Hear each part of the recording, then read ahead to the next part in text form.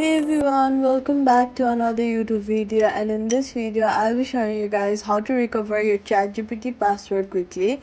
If you can't log in because you forgot your password, don't worry, here's how to reset it fast on your iPhone.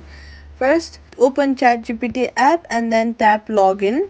Next, what you're gonna do is tap the forgot password under the email and then enter email address linked with your ChatGPT account, then tap continue.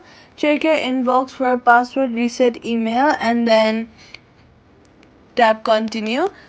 Next, what you're gonna do is create a strong password with using a mix of letters, numbers, and symbols. Confirm it, then return to ChatGPT app and log in with your updated password. Privacy tip: only reset your password through the official OpenAI email and app. Ignore any random password reset links from unknown sources. They could be phishing attempts.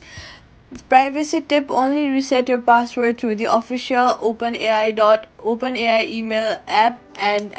Ignore any random password reset links from unknown sources. They could be phishing attempts. Quick fix: if you don't receive the reset email, check your spam or junk folder. Wait a minute, then tap resend link. If it still does not arrive, try using a different network or double check that you've typed your email correctly. And that's it. Subscribe for more quick fixes.